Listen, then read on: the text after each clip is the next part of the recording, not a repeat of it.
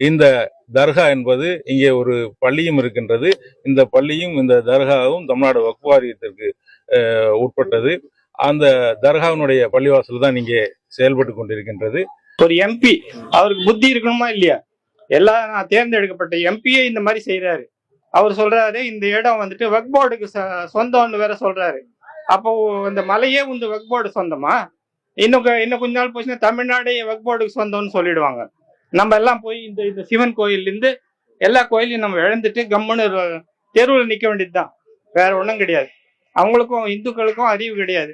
அவங்கள சப்போர்ட் பண்ணவே கூடாது. எப்பவுமே இந்துக்கள்லாம் ஒன்றுபட்டு இந்த விஷயத்தை எதிர்க்கணும். நாம ஒன்றும் அவங்க மசூதியில போய் நுழையல, நம்ம கோவில் அவங்க நுழையிறது தான் தப்புன்னு நான் சொல்ல வரேன். அவங்களுக்கும் இது புத்தி இருந்ததுன்னா நாங்க செய்யற தவறு, எங்களுக்கு இந்த இடம் தேவையில்லை, நாங்க வேற எங்கேயாவது போய்க்கிறோம் அப்படின்னு சொல்லுவாங்க. புரியுதுங்களா? நிச்சயமா எல்லா இந்துக்களும் சேர்ந்து இதுக்கு போராடணும்னு சொல்லிக்கிறேன். உண்மையிலேயே இது வந்து ஒரு பெஸ்டான ஒரு செயல் இது. ஏன்னா ஒரு கோவில், திருப்பரங்குன்றம் கோயில்ன்றது 6 படை வீடுல ஒண்ணு. இந்த கோயில் போய் ஒரு தர்கா இருக்கு அப்படின்னு சொல்றது ரொம்ப கேவலமான விஷயம். எதுக்கு தர்கா வேற எங்கேயும் கட்டிக்க வேண்டியது தானே? ஏன் இந்த கோவில்ல தான் கட்டணுமா? அவங்க வந்துட்டு ஊர்ல இடமே இல்லையா? வீண் சண்டை, வீண் பிரச்சனைகளை இவங்க கிளப்புறாங்க. முஸ்லிம்ஸ் வந்துட்டு தேவையில்லாத பிரச்சனைகளை கிளப்புறாங்க. அப்புறம் சொல்றாங்க நாங்க சகோதரத்துவமா இருக்கோம், ரம்ஜானுக்கு நாங்க அண்ணன் தம்பியா பழகிறோம். ஆனா நம்ம ஆளுங்களுக்கும் அறிவு கிடையாது, இந்துக்களுக்கு நிச்சயம் அறிவு கிடையாது. இப்படி சொன்ன உடனே போய் அங்க போய் ரம்ஜான் கஞ்சி குடிக்கிறாங்க.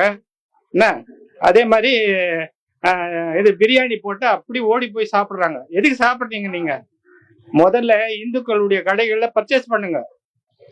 என்ன எந்த ஒரு பொருளும் இந்துக்கள் கடைகள்ல பர்ச்சேஸ் பண்ணுங்க. அப்பதான் அவங்களுக்கு புத்தி வரும். நிச்சயமா வந்துட்டு ஒரு கோவில் இடத்த போய் தான் இடம்னு சொல்றதே எவ்வளவு பெரிய தவறான விஷயம். இது கவர்மெண்டா பாத்துக்கிட்டு இருக்கு. அரசாங்கம் வந்துட்டு தடை செய்யணும். ஃபர்ஸ்ட் அந்த தர்காவை உடைச்சு போடணும். தர்கா இருக்கக்கூடாது அந்த இடத்துல. மொத்தமே திருப்பரங்குன்றம் அருமையான ஒரு முருகர் கோயில், எல்லாருக்கும் உலகறிஞ்ச விஷயம்.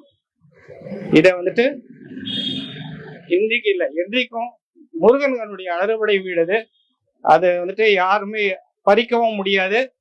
நிச்சயமா பறிச்சவங்க சரியாவும் இருந்ததில்லை. அதனால இது வந்து தடை செய்யப்படணும். என்னுடைய கோரிக்கை மட்டும் இல்ல, ஒரு இந்துக்களும் இதுக்கு வந்துட்டு குரல் கொடுக்கணும். சும்மா ஒருத்தர் போய் குரல் கொடுக்க கூடாது. ஒரு இந்துக்களும் குரல் கொடுத்து இந்த விஷயத்த பேசணும். ஏன்னா நம்முடைய தெய்வத்தை அவமானப்படுத்துற மாதிரி அங்க போய் நீ ஆடை தூக்கிட்டு போறாங்க, மாடை தூக்கின்னு போவாங்க. நாளைக்கு என்ன செய்வீங்க? இதே மாதிரிதான் செய்வீங்களா? அப்புறம் நாளைக்கு நீங்க என்ன செய்வீங்க? மட்டன் பிரியாணி செய்யறேன், எங்க முருகர் கோயில்ல மட்டன் பிரியாணிய விநியோகம் பண்ணுவாங்க.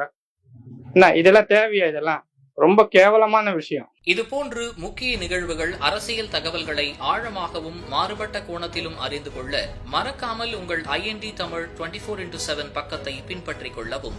உங்கள் ஒவ்வொரு ஆதரவும் இதுபோன்று பல நிகழ்வுகளின் பின்னணியை அறிய உதவும்.